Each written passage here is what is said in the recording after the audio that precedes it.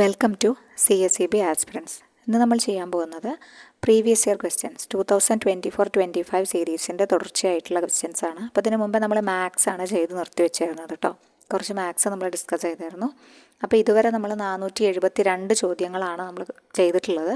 അപ്പോൾ ആദ്യമായിട്ട് കാണുന്ന കൂട്ടുകാർ ആരെങ്കിലും ഉണ്ടെങ്കിൽ നമ്മുടെ പ്ലേലിസ്റ്റ് ഒന്ന് ചെക്ക് ചെയ്തിട്ട് ബാക്കിയുള്ള വീഡിയോസ് ജസ്റ്റ് കാണാൻ ശ്രമിക്കുക കേട്ടോ. ഓക്കെ, അപ്പോൾ നമ്മൾ ഡീറ്റെയിൽഡ് ആയിട്ടുള്ള എക്സ്പ്ലനേഷൻസ് ഓരോ ക്വസ്റ്റ്യൻസിനും നമ്മൾ പ്രൊവൈഡ് ചെയ്യുന്നുണ്ട്. അപ്പോൾ നിങ്ങൾക്ക് അറിയാത്ത വല്ല പോയിൻ്റ് ഉണ്ടെങ്കിൽ നിങ്ങളത് അപ്പം തന്നെ നോട്ട് ചെയ്ത് പോവുക. ഈ പോയിൻ്റുകൾ നിങ്ങൾ നോട്ട് ചെയ്ത് വെച്ചിട്ട് കാര്യമില്ല, അത് നമ്മൾ എന്ത് ചെയ്യണം, ഒരു വീക്ക്ലി വൺസ് എന്നുള്ള ഒരു രീതിയിൽ നന്നായി റിവൈസ് ചെയ്യണം കേട്ടോ.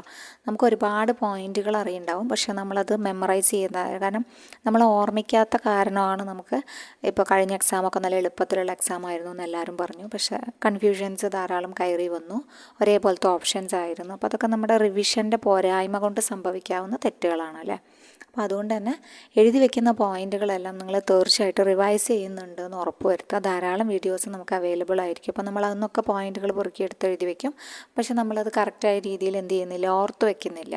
അപ്പോൾ അതുകൊണ്ടാണ് നമുക്കത് കറക്റ്റ് സമയത്ത് ബബിൾ ചെയ്യാൻ കിട്ടാത്തത്. അപ്പോൾ ആ ഒരു തെറ്റ് വരാതിരിക്കാൻ നിങ്ങൾ പഠിക്കുന്ന കാര്യം, എഴുതി വയ്ക്കുന്ന കാര്യം എപ്പോഴും റിവൈസ് ചെയ്തുകൊണ്ടിരിക്കുക. പുതിയ കാര്യം പഠിക്കാനിരിക്കുമ്പോൾ പഴയത് റിവൈസ് ചെയ്തതിന് ശേഷം എപ്പോഴും ഒരേ നോട്ട് ബുക്കിൽ എഴുതാൻ ശ്രമിക്കുക. ഒരുപാട് നോട്ട് ബുക്കിൽ എഴുതുന്നതിനേക്കാൾ നല്ലത് നമ്മൾ പഠിക്കുന്ന ഒരേ സബ്ജക്റ്റ് ആണെങ്കിൽ ആ ഒരേ സബ്ജക്റ്റുകൾ അല്ലെങ്കിൽ ഒരേ സീരീസിലുള്ള കണ്ടൻറ്റുകളാണെങ്കിൽ അത് ഒരുമിച്ച് തന്നെ എഴുതി വയ്ക്കാൻ ശ്രമിക്കുക കേട്ടോ. അപ്പോൾ നമുക്ക് എന്ത് ചെയ്യാം, ക്വസ്റ്റ്യൻസിലേക്ക് കടക്കാം. 471 ചോദ്യമാണ് നമ്മൾ നോക്കാൻ പോകുന്നത്. What will happen when CRR is decreased? CRR increase ചെയ്താൽ എന്ത് സംഭവിക്കും എന്നാണ് കേട്ടോ. What will happen when CRR increase ചെയ്താൽ, CRR ഇൻക്രീസ് ചെയ്യുമ്പോൾ മണി സപ്ലൈ കുറയ്ക്കുകയാണ് വേണ്ടത്. കാരണം CRR ഇൻക്രീസ് ചെയ്യുമ്പോൾ നമ്മൾ എന്ത് ചെയ്യണം, മണി സപ്ലൈ കുറയ്ക്കുകയാണ് വേണ്ടത്. അപ്പോൾ ഓപ്ഷൻസ് കൊടുത്തിട്ടുണ്ട്. ഡിക്രീസസ്, മണി സപ്ലൈ കുറയ്ക്കുന്നു. വാട്ട് വിൽ ഹാപ്പൻ, എന്ത് സംഭവിക്കും എന്നാണ് പറഞ്ഞത്. CRR ഇൻക്രീസ് ചെയ്യുമ്പം എന്ത് സംഭവിക്കും എന്നാണ് ചോദിച്ചിട്ടുള്ളത്. അതായത് മണി സപ്ലൈ ആണ് കുറഞ്ഞു പോവുക. അപ്പോൾ അതുകൊണ്ട് ഇറ്റ് ഡിക്രീസസ് മണി സപ്ലൈ എന്ന് പറഞ്ഞിട്ടുണ്ട്. It increases demand for money, it reduces inflation, all of the above. ഇതിലേതാണെന്ന് ചോദിച്ചിട്ടുണ്ട്. അപ്പം നമുക്ക് ഉത്തരമായിട്ട് കൊടുക്കാൻ പറ്റുന്നത് ഡിക്രീസസ് മണി സപ്ലൈ ആണ്. മണി സപ്ലൈ കുറയുകയാണ് ഇതുമൂലം സംഭവിക്കുന്നത്. അടുത്തത്, which of the following bank has its headquarters in Mumbai? മുംബൈയിൽ ഹെഡ് ക്വാർട്ടേഴ്സ് ഉള്ള ബാങ്ക് താഴെ കൊടുത്തിട്ടുള്ള ഏതെല്ലാമാണെന്നാണ്. യൂക്കോ ബാങ്ക് കൊടുത്തിട്ടുണ്ട്, അലഹബാദ് ബാങ്ക് കൊടുത്തിട്ടുണ്ട്, ബാങ്ക് ഓഫ് ഇന്ത്യ കൊടുത്തിട്ടുണ്ട്, യുണൈറ്റഡ് ബാങ്ക് ഓഫ് ഇന്ത്യ കൊടുത്തിട്ടുണ്ട്. അപ്പോൾ നമുക്ക് ഓരോ ബാങ്കുകളെയും നോക്കാം കേട്ടോ. ഇപ്പോൾ യൂക്കോ ബാങ്കിൻ്റെ ആസ്ഥാനം എവിടെയാണ്? അലഹബാദ് ബാങ്ക് ഒക്കെ മെർജ് ചെയ്തു പോയ ബാങ്കുകളാണ്. ബാങ്ക് ഓഫ് ഇന്ത്യ, അതുപോലെ യുണൈറ്റഡ് ബാങ്ക് ഓഫ് ഇന്ത്യ. അപ്പോൾ ഇവിടെ ഉത്തരമായിട്ട് വരുന്ന ഹെഡ് ക്വാർട്ടേഴ്സ് മുംബൈയിലുള്ളത് നമ്മുടെ bank of ഇന്ത്യയുടെയാണ്.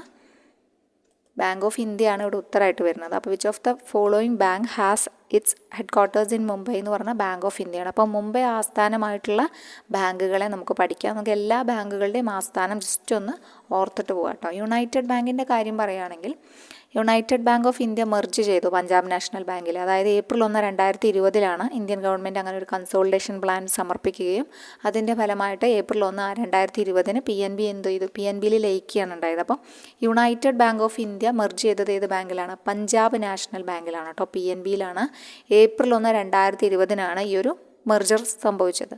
Oriental bank of കൊമേഴ്സും ഇതുപോലെ തന്നെ PNBയിൽ ഇതേ സെയിം ഡേറ്റിൽ, അതായത് April 1, 2020 ലയിക്കുകയുണ്ടായി. അപ്പോൾ രണ്ട് ബാങ്കുകളുടെ പ്രധാനപ്പെട്ട ലയനങ്ങളാണ് ചോദിച്ചു കാണാറുണ്ട്. സോ പഠിച്ചു വയ്ക്കുക. United bank of India Punjab national ബാങ്കിൽ ലയിച്ചു. അതുപോലെ തന്നെ ഓറിയൻ്റൽ ബാങ്ക് ഓഫ് കൊമേഴ്സ് എവിടെ ലയിച്ചു? പഞ്ചാബ് നാഷണൽ ബാങ്കിൽ ലയിച്ചു. സെയിം ഡേറ്റ് ആണ് April 1, 2020. Okay. United bank of India merged with Punjab national bank on April 1, 2020. Also oriental bank of commerce also merged with PNB on the same date. Okay. അതുപോലെ തന്നെ Allahabad ബാങ്കിനും merger സംഭവിച്ചിട്ടുണ്ട്. അപ്പോൾ അതിൻ്റെ ഡേറ്റും കൂടി നമുക്ക് പഠിച്ചു വയ്ക്കാം. Allahabad bank integrating with Indian ബാങ്കുമായിട്ടാണ്. There was a successful merger between Allahabad bank and Indian bank on April 1, 2020 കേട്ടോ. Allahabad bank one of the ഇന്ത്യയിലെ ഓൾഡസ്റ്റ് പബ്ലിക് സെക്ടർ ബാങ്കുകളിൽ ഒന്നായിരുന്നു. അതാണ് April 1, 2020 വീണ്ടും അത് വേറെ ബാങ്കുമായിട്ടാണ് ലയിച്ചത് കേട്ടോ. നമ്മുടെ PNB ആയിട്ടല്ല. പിന്നെ സക്സസ്ഫുൾ മെർജർ ആയത് ആരായിട്ടാണ്? ഇന്ത്യൻ ബാങ്കുമായിട്ടാണ്. April 1, 2020 Allahabad bank. അപ്പോൾ അതും ഒരു പ്രധാനപ്പെട്ട മെർജറാണ്, ഓർത്തിരിക്കുക. പിന്നെ നമുക്ക് പ്രധാനപ്പെട്ടത് യൂക്കോ ബാങ്കാണ് പിന്നെ തന്നിട്ടുള്ളത്. അപ്പോൾ യൂക്കോ ബാങ്കിൻ്റെ ആസ്ഥാനം നമുക്ക് നോക്കാം. കൊൽക്കത്തയാണ് കേട്ടോ. വെസ്റ്റ് ബംഗാളിലെ കൊൽക്കത്തയാണ് യൂക്കോ ബാങ്കിൻ്റെ ആസ്ഥാനമായി വരുന്നത്. അപ്പോൾ അതുകൊണ്ട് നമുക്ക് കറക്റ്റ് ബാങ്ക് ഓഫ് ഇന്ത്യ. അവിടെ തന്നിട്ടുള്ള ഓപ്ഷനിൽ ഏതാണ് നമുക്ക് ഉത്തരമായിട്ട് എടുക്കാവുന്നത്? ബാങ്ക് ഓഫ് ഇന്ത്യ തന്നെയാണ്. അപ്പോൾ നമുക്ക് മുംബൈ ആസ്ഥാനമാക്കിയിട്ടുള്ളത് നോക്കുമ്പം ഹെഡ് ക്വാർട്ടേഴ്സ് മുംബൈയിൽ വരുന്നത് ബാങ്ക് ഓഫ് ഇന്ത്യയാണ്. സെൻട്രൽ ബാങ്ക് ഓഫ് ഇന്ത്യ വരുന്നുണ്ട്, state bank of India, bank of India same എല്ലാം എവിടെയാണ് വരിക? മുംബൈയാണ് ആസ്ഥാനമായിട്ട് വരിക കേട്ടോ. Bank of India, central bank of India, state bank of India, union bank of India, ഇതെല്ലാം മുംബൈയാണ്. ബറോഡയാണെങ്കിൽ വഡോദര. ബോറടിക്കുമ്പോൾ നമ്മൾ വട തിന്നും എന്ന് ആലോചിക്കുക. വഡോദര ഗുജറാത്താണ്, ബോറടിക്കുക വട. രണ്ടുമായി കണക്ട് ചെയ്യുക. പൂനെ മഹാരാഷ്ട്രയുള്ളത് മഹാരാഷ്ട്ര, ബാങ്ക് ഓഫ് മഹാരാഷ്ട്രയാണ്. ബാംഗ്ലൂർ കർണാടക, കനറ ബാങ്ക് ബാംഗ്ലൂർ കർണാടകയാണ്. ഇന്ത്യൻ ബാങ്കിൻ്റെ ആസ്ഥാനം വരുന്നത് ചെന്നൈയിലാണ്. ഇന്ത്യൻ ഓവർസീസ് ബാങ്കും അത് തന്നെയാണ്. ന്യൂഡൽഹിയിലുള്ളത് പഞ്ചാബ് നാഷണൽ ബാങ്കും പഞ്ചാബ് സിന്ധ് ബാങ്കുമാണ് ന്യൂഡൽഹി ആസ്ഥാനമായി വരുന്നത്. യൂക്കോ ബാങ്ക് കൊൽക്കത്തയാണ്, വെസ്റ്റ് ബംഗാൾ. ഓക്കെ, അപ്പോൾ അടുത്ത ക്വസ്റ്റ്യനിലേക്ക് പോകാം. Which bank has become the first private sector bank to sell Indian gold coins? ഇന്ത്യയിലെ ഗോൾഡ് കോയിൻസ് വിൽപ്പന തുടങ്ങിയ ആദ്യത്തെ പ്രൈവറ്റ് സെക്ടർ ബാങ്ക് ഏതാണെന്നാണ് ചോദിച്ചിട്ടുള്ളത്. പ്രൈവറ്റ് സെക്ടറാണ് ചോദിച്ചിട്ടുള്ളത്. സോ ഓപ്ഷൻസ് നോക്കുമ്പം ICICI ബാങ്ക് ഉണ്ട്, ധനലക്ഷ്മി ബാങ്ക് ഉണ്ട്, ഫെഡറൽ ബാങ്ക് ഉണ്ട്, കരൂർ വൈശ്യ ബാങ്ക് ഉണ്ട് കേട്ടോ. ഉത്തരമായിട്ട് വരുന്നത് നമ്മുടെ ഫെഡറൽ ബാങ്കാണ്. ഗവൺമെൻറ്റിൻ്റെ പ്രൊജക്റ്റായിരുന്നു അത്. ഗവൺമെൻറ്റാണ്, നമ്മുടെ നരേന്ദ്രമോദി സർക്കാരാണ് ഇങ്ങനെ ഒരു പ്ലാൻ കൊണ്ടുവരുന്നത് തന്നെ. ഗോൾഡിൻ്റെ ഒരു കോയിൻസ് ജസ്റ്റ് നമുക്ക് എടുക്കാൻ പറ്റും. നമ്മുടെ ഗോൾഡ് തന്നെ നമുക്ക് എന്ത് ചെയ്യുക? സ്ഥിര നിക്ഷേപമാക്കി മാറ്റുക. അതുപോലെ തന്നെ ഗോൾഡിൻ്റെ നമ്മൾ വാങ്ങിയിട്ട് നമുക്ക് നിക്ഷേപിക്കാൻ പറ്റുന്ന രീതിയിലുള്ള സ്കീമുകൾ അവൈലബിൾ ആയിരുന്നു. സോ കേരള എല്ലായിടത്തും പ്രൈവറ്റ് സെക്ടറിൽ അണ്ടർ ഫെഡറൽ ബാങ്കിൽ നമ്മുടെ ഫെഡറൽ ബാങ്കാണ് നമ്മുടെ ഫസ്റ്റ് പ്രൈവറ്റ് സെക്ടർ ബാങ്ക് എന്ന് പറയാം കേട്ടോ. കേരള ബേസ്ഡ് പ്രൈവറ്റ് സെക്ടർ ലെൻഡറും കൂടിയാണ് അവർ. ഫെഡറൽ ബാങ്കാണ് ടൈപ്പ് ചെയ്തത് MMTCയുമായിട്ട്. Distribution of Indian gold coins, first ever national gold offering by the government which was launched by prime minister Narendra Modi in November 2015 ഇത് launch ചെയ്തത് കേട്ടോ. അപ്പോൾ 2015 ജസ്റ്റ് ഒന്ന് ഓർത്ത് വയ്ക്കുക. അങ്ങനെ ഒരു പ്രോജക്റ്റ് വന്നതല്ലേ. ഫെഡറൽ ബാങ്കിനെ ഒന്ന് ഓർത്ത് വയ്ക്കുക. ഓക്കെ, അപ്പോൾ which bank has become the first private sector bank to sell Indian gold coins? Private സെക്ടറാണ്. സോ അത് നോട്ട് ചെയ്ത് വെക്കണം. ഫെഡറൽ ബാങ്കിനെ കണക്ട് ചെയ്ത് വെക്കണം. 2015 ഓർ പ്രൈം മിനിസ്റ്റർ നരേന്ദ്രമോദി. ഇത്രയും പോയിന്റ്. പിന്നെ നമ്മുടെ ഇന്ത്യയിൽ, അതായത് ഫസ്റ്റ് റൂളർ ആരാണെന്ന് ചോദിച്ചു കഴിഞ്ഞാൽ കുശാന രാജവംശത്തിലെ രാജാക്കന്മാരാണ് ആദ്യമായിട്ട് ഗോൾഡ് കോയിൻസ് ഇഷ്യൂ ചെയ്തിട്ടുള്ളത്. സോ അതും നല്ലൊരു പോയിൻ്റാണ്, ഓർത്ത് വയ്ക്കുക. കുശാന രാജവംശമാണ് first rulers in India to issue gold coins on a large scale എന്ന് പറയണം കേട്ടോ. ഓക്കെ, നെക്സ്റ്റ് ക്വസ്റ്റ്യൻ നോക്കാം. Among the following banks which bank has been renamed as Axis bank? Axis bank എന്ന് നാമകരണം ചെയ്യപ്പെട്ട bank. Okay, lord Krishna bank, HDFC bank, centurion bank, UTA bank. നമുക്കറിയാം ഏത് ബാങ്കാണ് അങ്ങനെ മാറിയതെന്നൊക്കെ നമുക്കറിയുന്നതാണ്. ദ നെയിം ഓഫ് UTA ബാങ്കാണ് ആക്സിസ് ബാങ്ക് എന്ന പേരിലേക്ക് മാറ്റിയത്. അപ്പോൾ പേരിലേക്ക് മാറ്റിയത് മാത്രം നിങ്ങൾ ഓർത്തിരുന്നാൽ പോരാ, അതിൻ്റെ കറക്റ്റ് ഡേറ്റ് പഠിച്ചു വയ്ക്കണം കേട്ടോ. എന്നാണ്? 30 ജൂലൈ 2007 UTA ബാങ്കിൻ്റെ പേര് ആക്സിസ് ബാങ്ക് എന്നാക്കിയത്. അപ്പോൾ നമ്മൾ ഫസ്റ്റ് UTA ബാങ്കാണ് ആദ്യം നിലവിൽ വന്നത് നമുക്കറിയാം. യൂണിറ്റ് ട്രസ്റ്റ് ഓഫ് ഇന്ത്യ, ഇതൊരു ഗവൺമെൻറ്റിൻ്റെ എൻറ്റിറ്റി ആയിരുന്നു കേട്ടോ. ഗവൺമെൻറ് ഓഫ് ഇന്ത്യ എൻറ്റിറ്റി ആയിരുന്നു. അപ്പോൾ ഈ ബാങ്ക് ഫൗണ്ട് ചെയ്ത വർഷം എന്ന് പറഞ്ഞാൽ 3 ഡിസംബർ 1993 ആണ് കേട്ടോ. 3 ഡിസംബർ 1993 ഗവൺമെൻറ്റിൻ്റെ എൻറ്റിറ്റി ആയിട്ടാണ് unit trust of India start ചെയ്തത്. പിന്നെയാണ് ഈ UTAയുടെ പേര് ആക്സിസ് ബാങ്ക് എന്നാക്കുന്നത്. 2 വർഷം നിങ്ങൾ പഠിച്ചു വയ്ക്കുക. തുടങ്ങിയത് 1993. അന്ന് പേര് UTA എന്നായിരുന്നു. പിന്നീട് ആക്സിസ് ബാങ്ക് എന്ന പേര് മാറ്റിയ വർഷം 2007 ആണ്. ആക്സിസ് 2007 ആണ്. ജൂലൈ 30 മാറ്റിയത്. സോ അതൊന്ന് നോട്ട് ചെയ്ത് വെക്കാം കേട്ടോ. അപ്പോൾ ഓപ്പൺ ചെയ്യുമ്പം രജിസ്ട്രേഡ് ഓഫീസ് എവിടെയായിരുന്നു? അഹമ്മദാബാദാണ്. കോർപ്പറേറ്റ് ഓഫീസ് മുംബൈയിൽ തന്നെയാണ് കേട്ടോ. ഓക്കെ, അടുത്ത ക്വസ്റ്റ്യൻ നോക്കാം. Were is the operational head office of HSBC located in India? ഇന്ത്യയിൽ HSBC ബാങ്കിൻ്റെ ഓപ്പറേഷണൽ ഹെഡ് ഓഫീസ് എവിടെയാണെന്നാണ് ചോദിച്ചിട്ടുള്ളത്. ന്യൂഡൽഹി ആണോ, മുംബൈ ആണോ, ചെന്നൈ ആണോ, ബാംഗ്ലൂരാണോ? അപ്പോൾ മുംബൈയിൽ തന്നെയാണ് അവർക്ക് ആസ്ഥാനം വർക്ക് ചെയ്യുന്നത് കേട്ടോ. ഓപ്പറേഷണൽ ഹെഡ് ഓഫീസ് ഉള്ളത് മുംബൈയിൽ തന്നെയാണ്. നേരത്തെ നമ്മൾ മാർക്ക് ചെയ്തിട്ടില്ലേ? Where is the operational head office of HSBC bank located in India എന്ന് പറഞ്ഞ ആൻസർ വരെ എന്തായാലും മുംബൈ തന്നെയാണ്. പിന്നെ നമ്മുടെ ഇതിൻ്റെ ഫുൾ ഫോം നമുക്ക് വേണമെങ്കിൽ ഒന്ന് ഓർത്ത് വയ്ക്കാം. Hong Kong Shanghai banking corporation limited ആയിരുന്നു. അവർ സ്റ്റാർട്ട് ചെയ്ത വർഷം മാർച്ച് 3, 1865 ആയിരുന്നു അല്ലേ. അപ്പം അത് കഴിഞ്ഞ് അവർ വളരെ പിന്നെ നല്ല രീതിയിൽ വർക്ക് ചെയ്യുന്ന ഒരു HSBC നല്ല അടിത്തറയോട് കൂടിയിട്ടുള്ള ഒരു ബാങ്കാണ്. അത് ഒരുപാട് രാജ്യങ്ങളിലേക്ക് പടർന്നു പന്തലിച്ചു. ലണ്ടനാണ് ആസ്ഥാനം വരുന്നത്, ലണ്ടനാണ്. അപ്പോൾ നമ്മുടെ ഓപ്പറേഷണൽ പിന്നെ ഹെഡ് ഓഫീസ് വർക്ക് ചെയ്യുന്നത് മുംബൈയിലാണ് കേട്ടോ. നമ്മുടെ ഫസ്റ്റ് ATM ഒക്കെ എല്ലാവർക്കും അറിയുന്നതായിരിക്കും. HSBC ആണ് മുംബൈയിൽ സ്റ്റാർട്ട് ചെയ്തത്. 1987 സ്റ്റാർട്ട് ചെയ്തത്. അടുത്ത ക്വസ്റ്റ്യൻ നോക്കുകയാണെങ്കിൽ which one among the following has not started commercial banking start ചെയ്യാത്തത് ആരാണ്? IDBI ആണോ, UTI ആണോ, ICICI ആണോ, SIDBI ആണോ? ആരാണ് കൊമേഴ്ഷ്യൽ ബാങ്കിങ് സ്റ്റാർട്ട് ചെയ്യാത്തത്? അപ്പോൾ നമുക്ക് കാണുമ്പോൾ തന്നെ അറിയാം അല്ലേ, IDBI കൊമേഴ്ഷ്യൽ ബാങ്കായി മാറിയിട്ടുണ്ട്, UTI ചെയ്യുന്നുണ്ട്, പിന്നെ ICICI ബാങ്ക് ചെയ്യുന്നുണ്ട്. അപ്പോൾ ചെയ്യാത്തത് ഒരാളേ ഉള്ളൂ, SIDBI ആണ് ചെയ്യാത്തത്. SIDBI ആണ് ഉത്തരമായിട്ട് വരിക. അപ്പോൾ SIDBI does not accept deposits accept ചെയ്യുമില്ല. അതുകൊണ്ട് തന്നെ അത് ഫിനാൻഷ്യൽ ഇൻസ്റ്റിറ്റ്യൂഷൻ ആണെങ്കിൽ പോലും it is not a commercial bank എന്ന് തർപ്പിച്ച് പറയാം നമുക്ക്. എസ്റ്റാബ്ലിഷ് ചെയ്ത വർഷം ഒന്ന് ഓർത്ത് വെച്ചോളൂ, April 2, 1990 കേട്ടോ. SIDBI ഇന്ത്യയിലെ ഒരു MSME സെക്ടറിലുള്ള ഒരു പ്രൊമോഷണൽ ഡെവലപ്മെൻറ്റിന് വളരെ ഉതകുന്ന രീതിയിൽ പ്രവർത്തനങ്ങൾ കാഴ്ചവെക്കുന്ന ഒരു സ്ഥാപനമാണ്. April 2, 1990 കേട്ടോ SIDBIയുടെ എസ്റ്റാബ്ലിഷ്മെൻറ്റ് ഇയർ. നന്നായി ഓർത്തു വയ്ക്കണം. അത് കഴിഞ്ഞ് SIDBIയായി ബന്ധപ്പെട്ട് ഇപ്പോൾ പ്രധാനമായിട്ടുള്ളതാണ് മിഷൻ സ്വാവലംബൻ. മിഷൻ സ്വാവലംബൻ ആരുമായി ബന്ധപ്പെട്ടിരിക്കുന്നു പറഞ്ഞാൽ SIDBIയായി ബന്ധപ്പെട്ടതാണ്.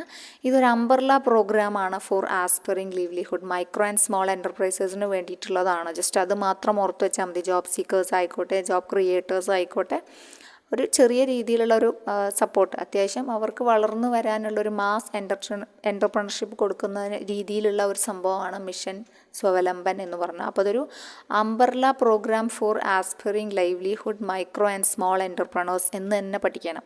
അപ്പോൾ അങ്ങനെ ഒരു ക്വസ്റ്റ്യൻ വന്നാൽ നമുക്കത് അറിയണം. മിഷൻ സ്വാവലംബൻ ആരുമായി ബന്ധപ്പെട്ടിരിക്കുന്നു എന്ന് പറഞ്ഞാൽ നമ്മുടെ SIDBIയുടെ കീഴിലൂടെ നടപ്പിലാക്കുന്ന പദ്ധതിയാണ്. അപ്പോൾ SIDBIയാണ് MSMEക്ക് എല്ലാ തരത്തിലുള്ള താങ്ങും തണലും കൊടുക്കുന്ന ഒരു സ്ഥാപനം SIDBIയാണ്. അപ്പോൾ SIDBIക്ക് വേറെയും കുറച്ച് പിന്നെ ഒരുപാട് കാര്യങ്ങളൊക്കെ ചെയ്യുന്നുണ്ട് കേട്ടോ. അപ്പോൾ അത് digitally empowering MSMEs government scheme എന്ന് പറഞ്ഞിട്ട് ഉദ്യമിമിത്ര എന്ന് പറഞ്ഞിട്ടൊരു പ്രോഗ്രാമാണ് അവർ ലോഞ്ച് ചെയ്തിട്ടുള്ളത്. Udyamimitra digitally empowering MSMEs government scheme. അതുകൂടാതെ PMൻ്റെ അതായത് പ്രൈം മിനിസ്റ്റർ വിശ്വകർമ്മ എന്ന് പറഞ്ഞിട്ടുള്ളൊരു പ്രോഗ്രാമുണ്ട്. ഇതൊക്കെ ജസ്റ്റ് ഗവൺമെൻറ് പ്രോഗ്രാം സ്കീംസാണ് പറയുന്നത് കേട്ടോ. SIDBIയിലൂടെ നടപ്പിലാക്കുന്ന സ്കീമുകൾ, ഗവൺമെൻറ്റിൻ്റെ സ്കീമുകൾ തന്നെയാണ് ഇതെല്ലാം. വിശ്വകർമ്മ എന്ന് പറഞ്ഞിട്ട്, അതായത് പ്രധാനമന്ത്രി വിശ്വകർമ്മ, PM വിശ്വകർമ്മ എന്ന് പറഞ്ഞിട്ടുണ്ട്. അത് എംപവർ ചെയ്യുന്നത് ട്രഡീഷണൽ ആർട്ടിസൻസിനെയാണ്. അവർ ടൂൾസുമായി ബന്ധപ്പെട്ടിട്ടുള്ള ട്രഡീഷണൽ ആർട്ടിസൻസിനെ എംപവർ ചെയ്യാനുള്ളതാണ് PM വിശ്വകർമ്മ എന്നത്. പിന്നെ അതുപോലെ തന്നെ അത് അവർക്ക് ട്രെയിനിങ് കൊടുക്കുക, training and financial support for sustainable livelihood. ആർക്ക്? ട്രഡീഷണൽ ആർട്ടിസൻസിന് കേട്ടോ. അത് കഴിഞ്ഞ് സ്വനിധി, PMൻ്റെ സ്വനിധി എന്ന് പറഞ്ഞ ഒരു സ്കീമുണ്ട്. സ്വനിധി അത് ഈ സ്ട്രീറ്റ് വെൻഡേഴ്സ് ഉണ്ടല്ലോ, വഴിയോര കച്ചവടക്കാർ, അവർക്കൊരു സ്പെഷ്യൽ മൈക്രോ ക്രെഡിറ്റ് ഫെസിലിറ്റി കൊടുക്കുന്നതാണ് ഈ PM സ്വനിധി എന്ന് പറഞ്ഞത്. പിന്നെ പ്രധാനപ്പെട്ടാണ് സ്റ്റാൻഡപ്പ് കേരള SC/ST വിഭാഗത്തിലുള്ളവർക്ക് ഉന്നമനത്തിന് വേണ്ടിയിട്ടാണ് കൊടുക്കുന്നത്. 10 lakh to 1 crore വരെയൊക്കെ അവൈലബിൾ ആണ്. പ്രത്യേകിച്ച് വുമൻസിനെ ഉദ്ദേശിച്ചുള്ളതാണ്. പിന്നെ ഈ സ്വാവലംബൻ ചാലഞ്ച് ഫണ്ട് എന്ന് പറഞ്ഞിട്ടൊരു സംഭവം തന്നെ ഇവർ മെയിൻറ്റെയിൻ ചെയ്യുന്നുണ്ട് SIDBI കേട്ടോ. സോ അതും ഇമ്പോർട്ടൻ്റ് ആണ്. സ്വാവലംബൻ ചാലഞ്ച് ഫണ്ട് ഇവരുമായി കണക്ട് ചെയ്ത് വെക്കുക. എന്തിനാന്ന് വെച്ചാൽ ഇറ്റ് സപ്പോർട്ട് ഇന്നോവേറ്റീവ് സൊല്യൂഷൻസിന് വേണ്ടിയിട്ടാണ് അവർ ആ ഫണ്ട് മെയിൻറ്റെയിൻ ചെയ്ത് കൊണ്ടുവന്നത്. ബൈ ഫണ്ടിങ് നോൺ പ്രോഫിറ്റ്സ്, അതുപോലെ ഇൻസ്റ്റിറ്റ്യൂഷൻസ്, സ്റ്റാർട്ടപ്സിനൊക്കെ ഇന്നോവേറ്റീവായിട്ട് ട്രീറ്റ് ചെയ്യാൻ വേണ്ടിയിട്ട്. ഓക്കെ, പിന്നെ അതുപോലെ വേറെയും കുറേ പ്രോഗ്രാംസ് ഉണ്ട്. Animal husbandry infrastructure development fund, അതുപോലെ നാഷണൽ ലൈഫ് സ്റ്റോക്ക് മിഷൻ, അവർ ഒരുപാട് മൈക്രോ ക്രെഡിറ്റും അങ്ങനത്തെ കാര്യങ്ങളൊക്കെ കൊടുക്കുന്നുണ്ട് കേട്ടോ. വേറെ ഒരുപാടുണ്ട്. അപ്പോൾ നമുക്ക് ഇമ്പോർട്ടൻ്റ് തോന്നിയ കാര്യങ്ങൾ മാത്രമാണ് നമ്മൾ ഡിസ്കസ് ചെയ്തത്. അപ്പോൾ ഒന്നും കൂടി പറയാം. ഉദ്യമിമിത്ര, അതും കൂടി ഒന്ന് നോട്ട് ചെയ്യണം. മിഷൻ സ്വാവലംബൻ പോലെ തന്നെ മിഷൻ സ്വാവലംബൻ SIDBIയുമായി റിലേറ്റ് ചെയ്ത് എഴുതി വയ്ക്കുക. Udyamimitra digitally empowering MSMEs government സ്കീമാണത്. അതിൻ്റെ കീഴിൽ വരുന്നതാണ് ഈ PM വിശ്വകർമ്മ. അതുപോലെ തന്നെ Svanidhi. Vishwakarma is for traditionally ആർട്ടിസൻസിന് ട്രെയിനിങ് ആൻഡ് ഫിനാൻഷ്യൽ സപ്പോർട്ട് കൊടുക്കുന്നത്. സ്വനിധി ജസ്റ്റ് ഓർത്ത് വെച്ചോളൂ, സ്ട്രീറ്റ് വെൻഡേഴ്സിൻ്റെ സ്പെഷ്യൽ മൈക്രോ ക്രെഡിറ്റ് ഫെസിലിറ്റിയാണ്. സ്റ്റാൻഡപ്പ് ഇന്ത്യ ഫോർ SC/ST വുമൻസിനുള്ളതാണ്. സ്വാവലംബൻ ചാലഞ്ച് ഫണ്ട് അവർ പിന്നെ മെയിൻറ്റെയിൻ ചെയ്തു പോകുന്നുണ്ട്. ഓക്കെ, അതാണ് ഇവിടെ ഇമ്പോർട്ടൻ്റ് ആയിട്ട് നമുക്ക് ഓർത്ത് വയ്ക്കാനുള്ളത് കേട്ടോ. അപ്പോൾ നമുക്ക് നെക്സ്റ്റ് ക്വസ്റ്റ്യനിലേക്ക് പോവാം. How many banks were nationalised in 1969? 1969 first ആദ്യത്തെ ഘട്ട നാഷണലൈസേഷനാണ് നടന്നത്. നമ്മുടെ ഇന്ദിരാഗാന്ധി സർക്കാരിൻ്റെ കാലത്ത് തന്നെയാണ്. അപ്പോൾ 14 മേജർ പ്രൈവറ്റ് ബാങ്കുകളാണ് അന്ന് ഗവൺമെൻറ് ഏറ്റെടുത്തത് അല്ലേ. പിന്നെ വീണ്ടും 6 more private banks were nationalised. അത് നടന്നത് 1980-ലാണ്. ഓക്കെ, അപ്പോൾ നെക്സ്റ്റ് ക്വസ്റ്റ്യൻ നോക്കാം. ലീഡ് ബാങ്ക് സ്കീം എന്നാണ് ഇൻട്രൊഡ്യൂസ് ചെയ്തതെന്ന് കേട്ടോ. ലീഡ് ബാങ്ക് സ്കീം ഇൻട്രൊഡ്യൂസ് ചെയ്ത വർഷം 1969 ആണ്. ഡിസംബറാണ് കറക്റ്റ് മന്ത് പറയുകയാണെങ്കിൽ കേട്ടോ. ഡിസംബർ 1969 എന്ത് ചെയ്തത്? Lead bank scheme. അപ്പോൾ എന്താണ് ലീഡ് ബാങ്ക് സ്കീം എന്ന് പറഞ്ഞാൽ? റിസർവ് ബാങ്ക് ആണ് കേട്ടോ ഇൻട്രൊഡ്യൂസ് ചെയ്തത്. ലീഡ് ബാങ്ക് എന്ന് വെച്ച് കഴിഞ്ഞാൽ ഒരു ബാങ്കിന് ഒരു ലീഡർ, കോർഡിനേറ്റർ പോലെ വെക്കുകയാണ്. അവർക്ക് കുറച്ച് ഗ്രാമങ്ങൾ, ആ ഭാഗത്തുള്ള ഗ്രാമങ്ങൾ അസൈൻ ചെയ്ത് കൊടുക്കുകയാണ്. അവരുടെ ഡെവലപ്മെൻറ്റ് ഇവരുടെ റെസ്പോൺസിബിലിറ്റി എന്ന് പറഞ്ഞിട്ടാണ് ഈ ഒരു സ്കീം കൊണ്ടുവന്നിട്ടുള്ളത്. ഓക്കെ, അതുമായി ബന്ധപ്പെട്ട കമ്മിറ്റീസൊക്കെ ധാരാളം നമുക്ക് ക്വസ്റ്റ്യൻസ് വരാറുണ്ട്. അപ്പോൾ അതൊക്കെ ഒന്ന് നോട്ട് ചെയ്ത് വെക്കണം കേട്ടോ. When was general insurance? നമുക്ക് ഇവിടെ എല്ലാം കൂടി ഡിസ്കസ് ചെയ്യാൻ പറ്റില്ല, നമുക്ക് അതുമായി ബന്ധപ്പെട്ട് ക്ലാസ്സുകൾ വരുമ്പോൾ പറയാം. When was general insurance business എന്നാണ് നാഷണലൈസ് ചെയ്തതെന്നാണ്. അപ്പോൾ ജനറൽ ഇൻഷുറൻസ് ബിസിനസ് നാഷണലൈസ് ചെയ്തതിന് മുമ്പ് അതിൻ്റെ ആക്ട് പഠിക്കണം. അപ്പോൾ ആക്ട് വരുന്നത് 72-ലാണ്. അപ്പോൾ നാഷണലൈസേഷൻ വരുന്നത് 73-ലാണ്. അപ്പോൾ രണ്ടും ഒന്ന് നോട്ട് ചെയ്ത് വെക്കാം കേട്ടോ. ഈ ഒരു ആക്ട് വരുന്നത് 72-ലും നാഷണലൈസേഷൻ ടേക്സ് പ്ലേസ് ചെയ്യുന്നത് 73-ലുമാണ്. ഓക്കെ, 68-ൽ തന്നെ ആദ്യം ഇൻവെസ്റ്റ്മെൻറ്റിന് ഒരു താരിഫ് അഡ്വൈസറി കമ്മിറ്റീനെ സെറ്റപ്പ് ചെയ്യാണ് 68-ൽ.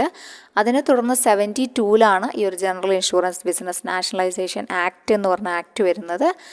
വിത്ത് എഫക്റ്റ് ഫ്രം എന്ന് പറഞ്ഞ് നോക്കുകയാണെങ്കിൽ 1 ജാനുവരി 1973-ലാണ് സ്റ്റാർട്ട് ചെയ്യുന്നത്. ഇനി നെക്സ്റ്റ് ക്വസ്റ്റ്യൻ നോക്കുകയാണെങ്കിൽ നോമിനേഷൻ ഷുഡ് ബി റിസീവ്ഡ്. ഏതൊക്കെ അക്കൗണ്ടിനാണ് നോമിനേഷൻ റിസീവ് ചെയ്യുക? അപ്പോൾ നമുക്ക് സേവിങ്സ് ബാങ്ക് അക്കൗണ്ടിന് നോമിനീനെ കൊടുക്കാം അല്ലേ. ഇപ്പം 4 നോമിനിയാണ് നമുക്ക് വെക്കാൻ പറ്റുന്നത്.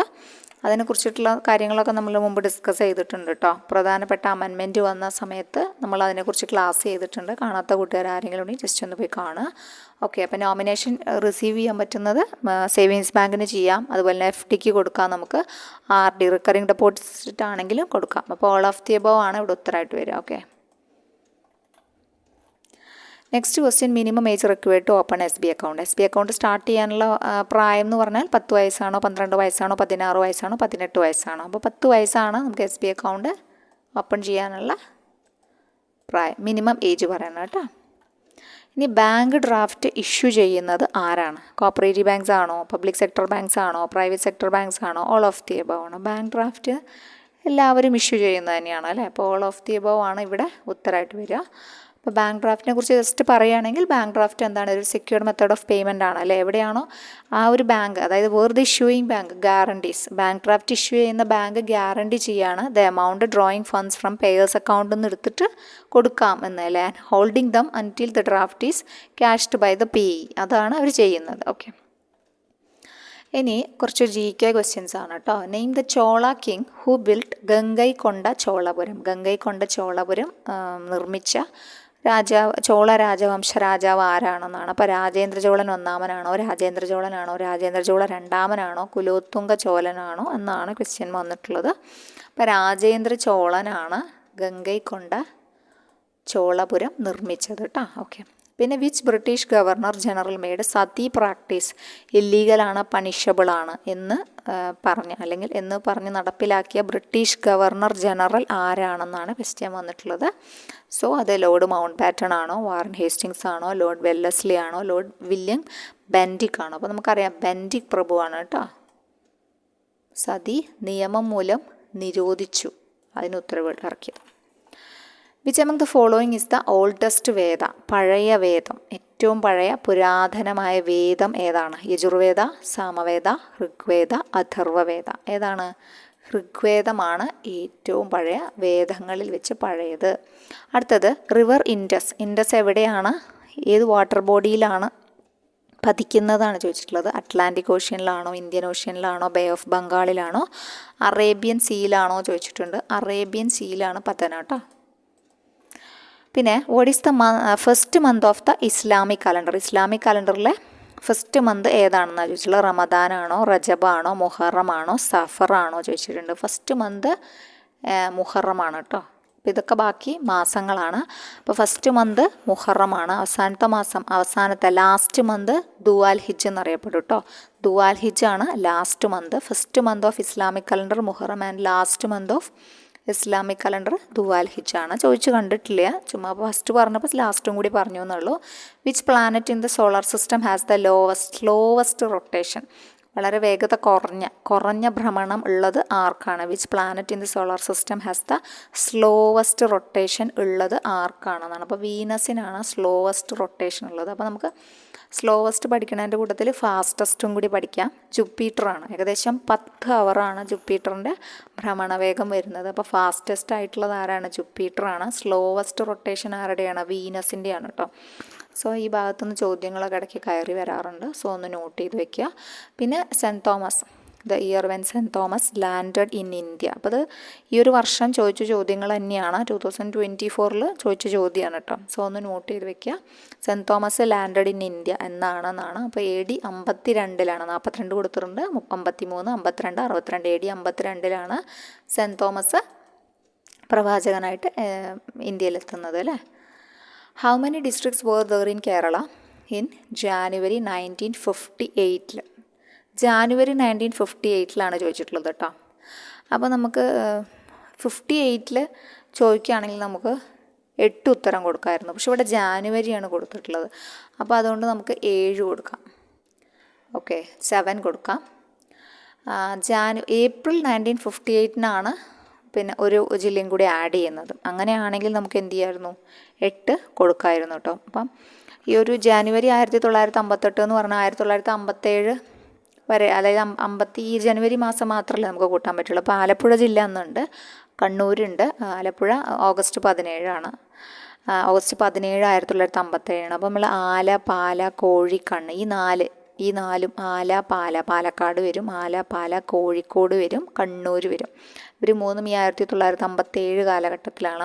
അവർക്ക് ഓഗസ്റ്റ് 17 ഉണ്ട്. കണ്ണൂരിന് ജനുവരി 1 1957 തന്നെയാണ്. ജനുവരി 1 1957 കോട്ടയം ഉണ്ട്, അതായത് നവംബർ 1. അത് പിന്നെ സ്റ്റാർട്ടിങ് തൊട്ടേ ഉണ്ട്, 1956 തൊട്ടുണ്ട്.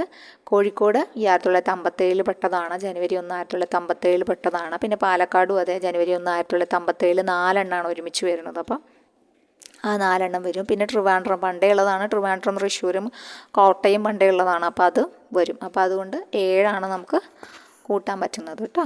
ഓക്കെ, എറണാകുളം കൂട്ടായിരുന്നു. പക്ഷേ ഏപ്രിൽ 1 1958-ലാണെങ്കിൽ എറണാകുളം കൂട്ടായിരുന്നു. പക്ഷേ എറണാകുളം ഇവിടെ കൂട്ടുന്നില്ല. അപ്പോൾ 7 ഉത്തരമായിട്ട് വരിക. ഇനി who is the present chairman of the central vigilance commission? Central vigilance കമ്മീഷൻ്റെ പ്രസൻറ്റ് ചെയർമാൻ ആരാണ് എന്നാണ് ക്വസ്റ്റ്യൻ കേട്ടോ. അപ്പോൾ PK ശ്രീവാസ്തവയാണ് ചെയർമാനായിട്ടുള്ളത്. പിന്നെ നമ്മളിവിടെ who is appointed as the 25th chief election കമ്മീഷണറെ ചോദിച്ചിട്ടുള്ളത്. 25th chief election commissioner Rajeev കുമാറാണ്, 25th. പക്ഷേ ഇപ്പോൾ ആൾ 26th ആളുണ്ടോ, പുതിയ ആൾ ജോയിൻ ചെയ്തു. ശ്രീ ജ്ഞാനേഷ് കുമാറാണ് ഇപ്പം ചാർജ് എടുത്തത്. ഫെബ്രുവരിയിൽ 2025 ഫെബ്രുവരി 19 പുതിയ ആൾ വന്നുല്ലോ. അപ്പോൾ അതുകൊണ്ട് ഇപ്പോൾ പഠിക്കേണ്ടത് ചീഫ് ഇലക്ഷൻ കമ്മീഷണർ ജ്ഞാനേഷ് കുമാറാണ്. ഇത് പഴയതാണ്, 25th-ലാണ്. അപ്പോൾ 26th ഓർത്ത് വയ്ക്കുക. ഇനി അടുത്തത് പറഞ്ഞാൽ ഏഷ്യൻ ഡെവലപ്മെൻറ്റ് ബാങ്കിൻ്റെ പ്രസിഡൻ്റാണ് കേട്ടോ. Who is the president of Asian development bank? Okay, Asian development ബാങ്കിൻ്റെ പ്രസിഡൻറ്റിനാണ് പറഞ്ഞിട്ടുള്ളത്. അപ്പോൾ അത് നമുക്ക് നോക്കാം. ഇപ്പോൾ ഉള്ള ആൾ മസാട്ടോ കാണ്ടയാണ് ഇപ്പോൾ ഉള്ളത് കേട്ടോ. അപ്പോൾ നമുക്ക് പഴയ ആൾ ഫസ്റ്റ് പ്രസിഡൻറ്റിന് ജസ്റ്റ് ഒന്ന് ഓർത്ത് വയ്ക്കാം. തക്കേഷി വഡാനപ്പ്, അങ്ങനെ തന്നെയാണോ പ്രൊനൗൺസിയേഷൻ എന്നറിയില്ല. ആളാണ് ഫസ്റ്റ് പ്രസിഡൻ്റ് ആയിട്ടുള്ളത്. 19th December 1966 ഈ ഒരു ADB കേട്ടോ. നമുക്കറിയാം ഫിലിപ്പീൻസിലെ മനിലയാണ് ആസ്ഥാനമായിട്ട് വരുന്നത്. ഓക്കെ, പിന്നെ NRI ഡേ എന്നാണ് ഒബ്സർവ് ചെയ്യുന്നത്? NRI ഡേ എന്നാണ്? ജനുവരി 9 ഫെബ്രുവരി 9 മാർച്ച് 9 ഫെബ്രുവരി 14 പ്രവാസി ഭാരതീയ ദിവസം എന്ന് പറഞ്ഞ് അറിയപ്പെടുന്നത് ജനുവരി 9 അല്ലേ, ഗാന്ധിജി മടങ്ങി വന്നതിൻ്റെ ഓർമ്മയ്ക്കായിട്ട്. പിന്നെ അടുത്തത് വന്നിട്ടുള്ള കറക്റ്റിംഗ് എറേഴ്സിൻ്റെ കമ്പ്യൂട്ടർ പ്രോഗ്രാമിൽ എറേഴ്സ് കറക്റ്റ് ചെയ്യുന്നതിന് നമ്മൾ എന്തു പറയും എന്നാണ്. അപ്പോൾ അതിന് നമ്മൾ പറയുന്നത് ഡീബഗ്ഗിങ് ആണ് കേട്ടോ. ബഗ് എന്നാണ്. അതായത് കമ്പ്യൂട്ടറിലെ എറേഴ്സിനെ നമ്മൾ വിളിക്കുന്ന പേരെന്താണ്? ബഗ് എന്നാണ്. അപ്പോൾ പിന്നെ എറേഴ്സിനെ കറക്റ്റ് ചെയ്യുന്നതിന് നമ്മൾ ഡീബഗ്ഗിങ് എന്നാണ് പറയുക. Okay, which of the following is the fastest system memory. Fastest ആയിട്ടുള്ള സിസ്റ്റം മെമ്മറി ക്യാഷ് മെമ്മറിയാണ്. സോ നമുക്കറിയാവുന്നതാണ്, എളുപ്പമുള്ള ക്വസ്റ്റ്യൻസ് ആണ് ഇതൊക്കെ. Who is the top goal scorer. Football ഹിസ്റ്ററിയുടെ ചരിത്രത്തിൽ തന്നെ ടോപ്പ് ഗോൾ സ്കോറർ ആയിട്ടുള്ളത് ആരാണ്? ക്രിസ്ത്യാനോ റൊണാൾഡോ ആണ് കേട്ടോ. പെലെ ഉണ്ട്, ലയണൽ മെസ്സി ഉണ്ട്, റൊമാരിയോനെ കൊടുത്തിട്ടുണ്ട്. പക്ഷേ ക്രിസ്ത്യാനോ റൊണാൾഡോ ആണ് ചരിത്രത്തിൽ goal scorer in football history എന്ന് പറയുന്നത്. ഓക്കെ, നെക്സ്റ്റ് ക്വസ്റ്റ്യൻ വന്നിട്ട് who among the following has one ഒരു കലണ്ടറിലെ ഗോൾഡൻ സ്ലാം മൊത്തം നേടിയത് ആരാണ്? ബോബ് ഗ്യാൻ ആണോ, സ്റ്റെഫി ഗ്രാഫ് ആണോ, സെറീന വില്യംസ് ആണോ, ആന്ദ്രെ അഗാസി ആണോ, ആരാണെന്നാണ് ചോദിച്ചിട്ടുള്ളത്. അപ്പോൾ സ്റ്റെഫി ഗ്രാഫ് ആണ് അങ്ങനെ ഒരു നേട്ടം കൈവരിച്ചിട്ടുള്ളത് കേട്ടോ.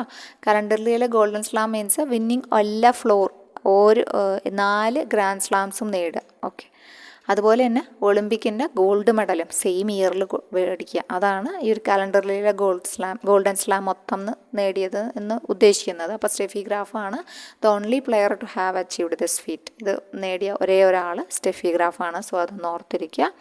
അപ്പോൾ 500 ക്വസ്റ്റ്യൻസാണ് നമ്മൾ 500 ആയി നമ്മളുടെ ക്വസ്റ്റ്യൻസ്. അപ്പോൾ നമ്മൾ 1000 എന്ന് പറഞ്ഞിട്ടാണ് നമ്മൾ സ്റ്റാർട്ട് ചെയ്തിരുന്നത് അല്ലേ. അപ്പോൾ നമുക്ക് എന്തായാലും 1000 ക്വസ്റ്റ്യൻസ് തന്നെ നമുക്ക് കംപ്ലീറ്റ് ചെയ്യണം. 2024-25 ധാരാളം ക്വസ്റ്റ്യൻ പേപ്പർ നമുക്ക് ഇനി എടുക്കാനുണ്ട്. അപ്പോൾ കഴിഞ്ഞ ക്വസ്റ്റ്യൻ എക്സാംസിൻ്റെയൊക്കെ ധാരാളം ഉണ്ട്. അപ്പോൾ നമുക്ക് എത്രയും പെട്ടെന്ന് കവർ ചെയ്യാം കേട്ടോ. അപ്പോൾ നിങ്ങൾക്ക് വീഡിയോ ഇഷ്ടപ്പെട്ടു, ഉപകാരപ്പെട്ടു എന്ന് വിചാരിക്കുന്നു. നിങ്ങൾ നിങ്ങളുടെ വാല്യുബിളായ കമൻസും ജസ്റ്റ് എല്ലാം പറയുക. പിന്നെ നമ്മുടെ കോഴ്സ് റണ്ണിങ് ആണ്. കോപ്പറേറ്റീവിലോ പഠിക്കണം എന്ന് ആഗ്രഹമുള്ള ആൾക്കാർക്ക് എന്ത് ചെയ്യാം, നമ്മുടെ കോഴ്സിൽ ജോയിൻ ചെയ്യാം കേട്ടോ. കോപ്പറേറ്റീവിലോ പഠിക്കണം എന്ന് ആഗ്രഹമുള്ള ആൾക്കാർക്ക് ജോയിൻ ചെയ്യാം. പിന്നെ നമ്മുടെ എക്സാം സീരീസും ഓൾറെഡി ഉണ്ട്. അപ്പോൾ ഇഷ്ടമുള്ള ആൾക്കാർക്ക്, ആവശ്യമുള്ളവർക്ക് മെസ്സേജ് അയച്ച് ചോദിച്ച് ജോയിൻ ചെയ്യാവുന്നതാണ്. അപ്പോൾ നെക്സ്റ്റ് വീഡിയോയിൽ കാണാം. താങ്ക്